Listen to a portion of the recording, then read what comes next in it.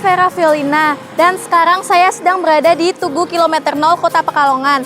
Tugu Kilometer 0 Kota Pekalongan ini merupakan sebuah tugu kebanggaan warga masyarakat Kota Pekalongan, di mana Tugu Kilometer 0 Kota Pekalongan ini dinobatkan sebagai titik poros tengahnya Pulau Jawa. Namun tidak hanya Kilometer 0 Kota Pekalongan saja yang akan kita bahas kali ini, melainkan sebuah museum di sekitar Kilometer 0 Kota Pekalongan. Kalian penasaran? Ayo ikuti video perjalanan saya.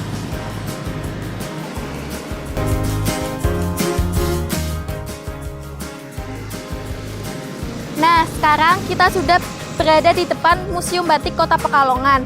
Tapi sebelum masuk, alangkah baiknya kita tetap memperhatikan protokol kesehatan dari pemerintah. Yuk cuci tangan dahulu.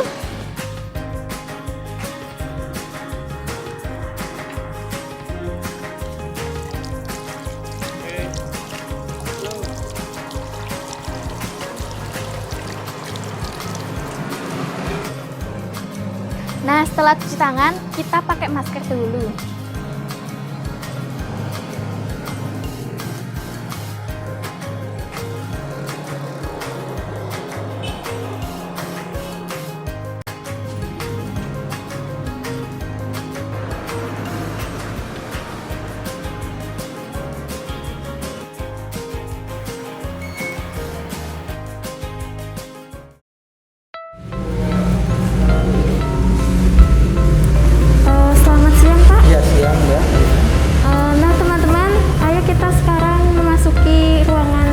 Batiknya. Ya, silakan.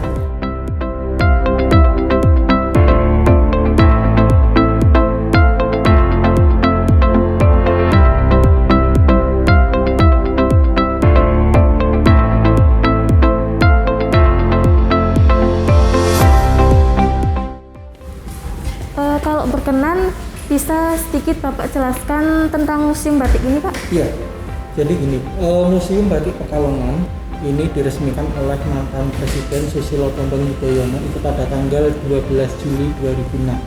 Oh iya.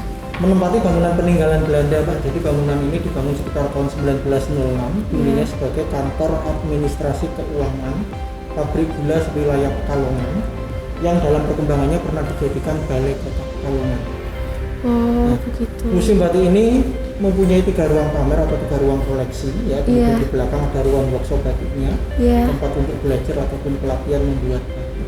Oh iya. Nah, kebetulan kita sudah masuk di ruang pamer pertama ini. Jadi di ruang pamer pertama ini, sebelum kita lihat koleksi batiknya, ini ada beberapa bahan dan peralatan yang untuk membuat batik.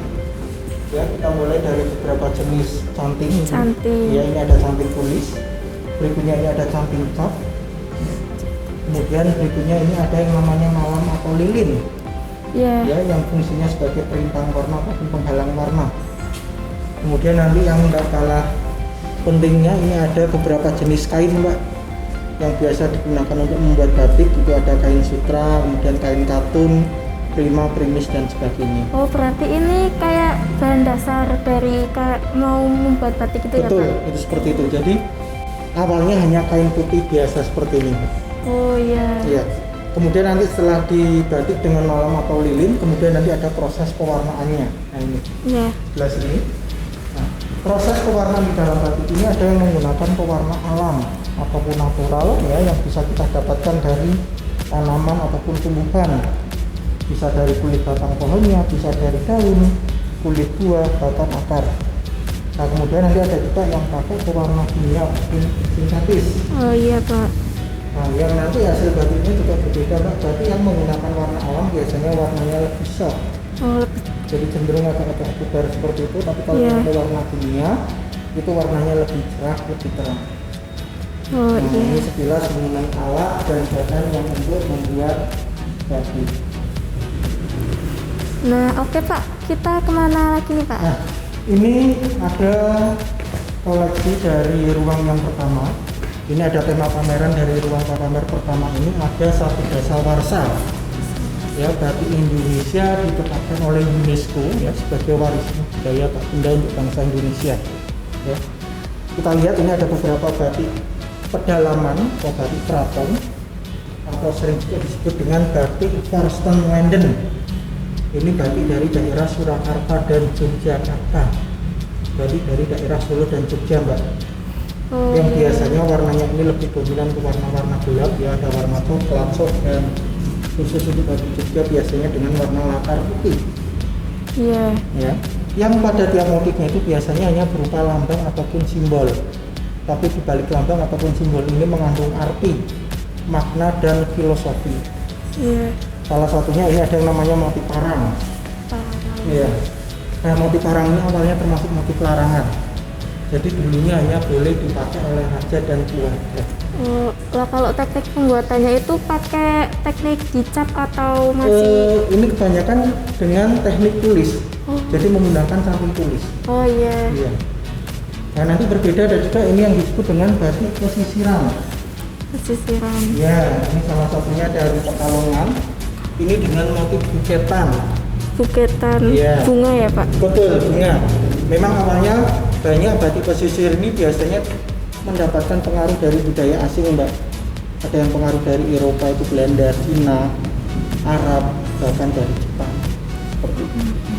Silakan kita lanjutkan.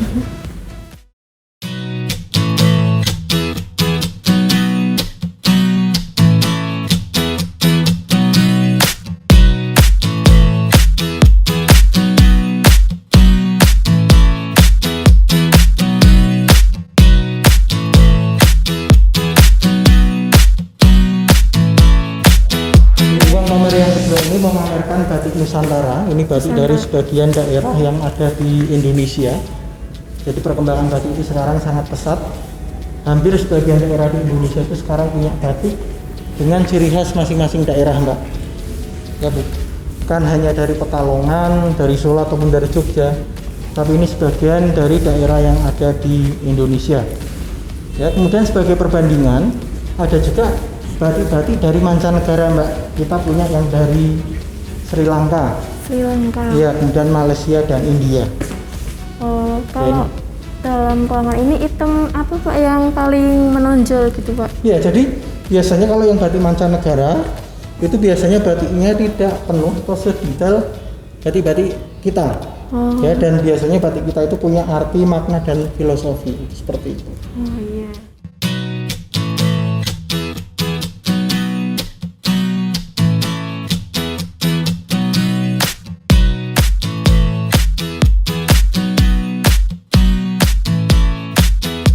Nah, sebelum masuk ke ruang pamer yang ketiga, Mbak, ini ada beberapa foto dan gambar.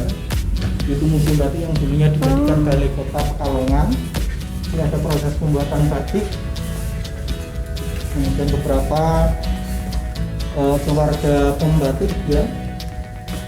Kemudian ini pemakaian kain batik yang dulunya hanya digunakan untuk gawahan. Jadi hanya dipakai untuk kain panjang, Mbak. Sarung seperti itu. Jadi sebetulnya batik itu bukan baju atau pakaian, tapi hanya untuk kain.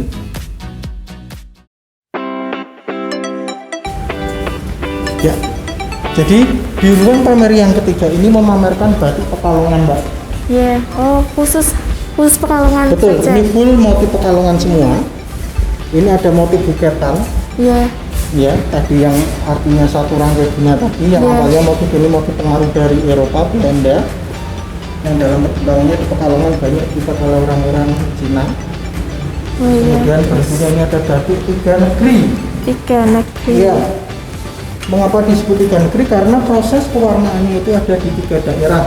Mana aja Pak? Ya, jadi ini ada warna merah itu diwarnai di daerah Lasem, Rembang. Lasem, Rembang. Birunya itu Pekalongan, dan warna coklat atau sodan berpindah ke Solo. Ya, jadi awalnya berpindah-pindah untuk menghasilkan satu kain batik ini.